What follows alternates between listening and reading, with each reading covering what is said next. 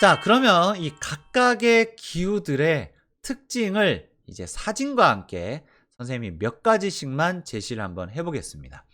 여기 화면을 보시면 4가지 정도의 사진을 제시해 놨는데 여러분들 이거 보면서 무슨 기후인지 생각이 팍팍팍팍 나야 되는데. 그러면 하나씩 한번 살펴보겠습니다. 자, 우선 첫 번째 기후는 한대 기후입니다. 아까 극한의 느낌, 가장 추운 곳. 그래서 가장 따뜻할 때조차도 10도를 넘지 못하는 곳. 그다음 극지방과 가장 가까운 곳에 위치하고 있습니다. 그래서 한대 기후는 북극 주변 그리고 남극 주변, 그러니까 가장 위도값이 높은 지역에 존재한다라고 생각하시면 됩니다. 그래서 기온이 매우 낮아요. 가장 따뜻할 때조차도 10도를 넘지 못해요. 그러다 보니까 나무가 자라기 어렵습니다. 여러분 이거 기억해 두세요. 한대 기후는 나무가 자라기 어렵습니다. 그래서 여기 그 어느 사진에도 나무는 없습니다. 그렇죠, 여러분? 근데 나무가 자라지 않는다는 건 뭐를 하기 어렵다는 거냐? 농사를 짓기가 어렵습니다. 알겠죠?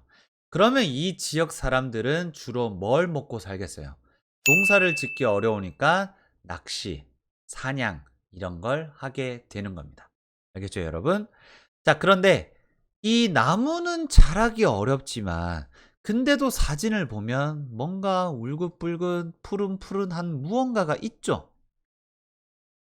이것들을 우린 이끼류라고 부릅니다. 그래서 이 이끼류로 뒤덮인 초원, 그리고 눈과 얼음이 뒤덮인 땅, 요런 것들이 나타나는 동네를 우린 한대기후라고 부릅니다. 오케이? 이것들 다 이끼예요, 여러분.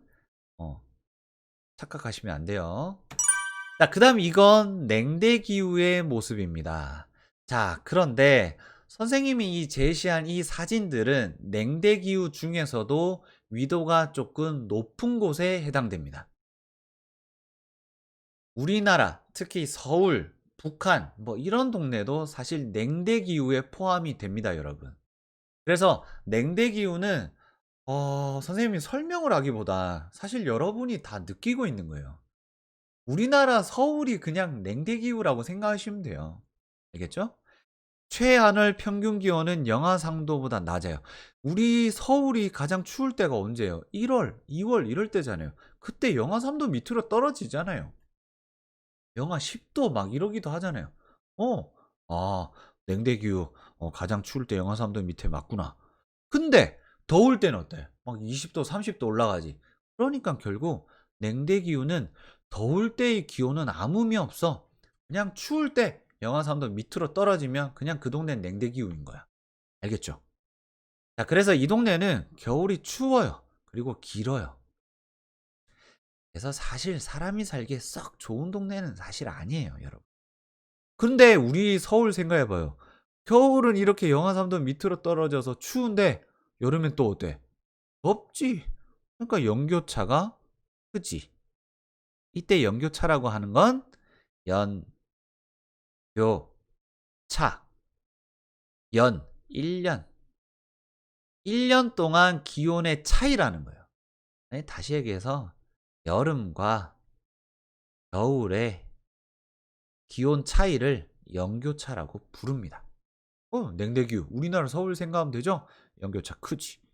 자, 그런데 우리나라에는 없지만 다른 냉대기후 지역에는, 조금 위도가 높은 냉대기후 지역에는 이처럼 잎이 이렇게 뾰족하고 가는 이런 잎을 가지고 쭉쭉 곱게 뻗어서 위로 쫙쫙 자라는 이런 나무들이 자란대요.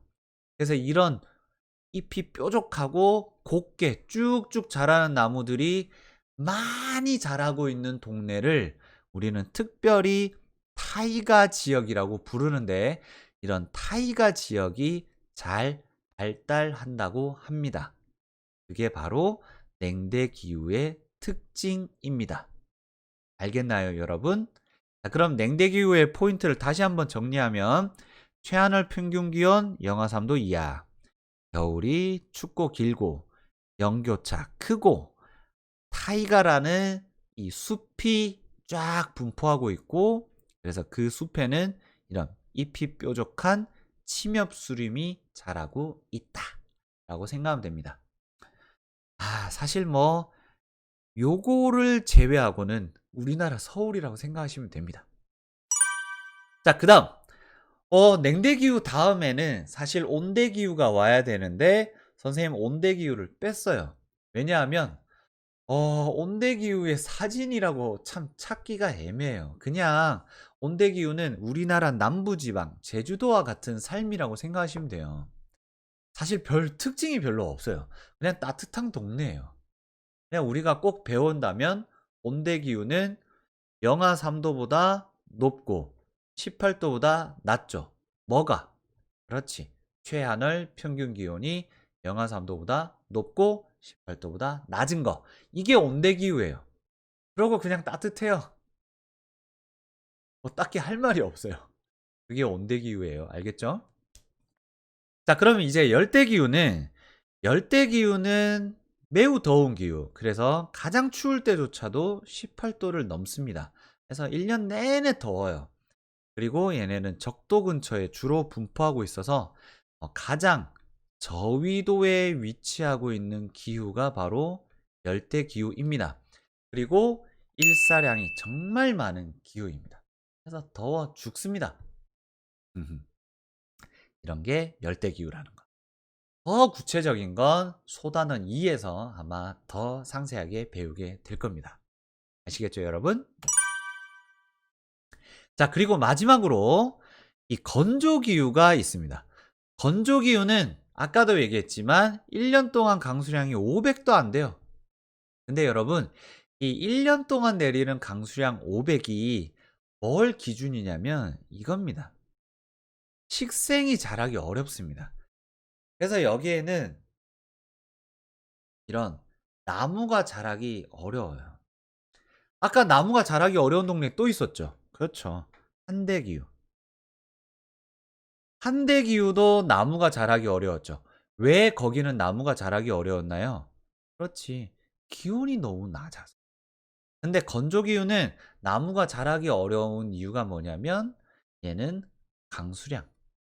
비가 너무 내리지 않아서 나무가 자라기 어렵습니다. 사실 다른 풀들도 자라기 어렵지만 이 건조기후 지역 중에 일부 지역에서는 이처럼 작은 풀들은 자랄 수 있습니다, 여러분. 요런 동네가 있습니다. 그리고 이 건조기후는 비가 워낙 안 내리니까 강수량보다 증발량이 많습니다, 여러분. 선생님, 그러면 증발량이 많으니까 구름이 만들어져서 비를 뿌리겠네요. 아니에요, 여러분. 강수량보다 증발량이 많다고 해서 증발량이 정말 많은 게 아니에요. 강수량이 지극히 적다 보니 상대적으로 증발량이 많은 것처럼 보이는 거예요, 여러분. 오해하시면 안 됩니다. 어쨌건 건조기후는 1년 동안 내리는 강수량이 500보다 낮고 강수량보단 증발량이 많고 식생이 자라기 어렵고 나무는 아예 자랄 수 없다라는 거 기억하시면 좋겠습니다.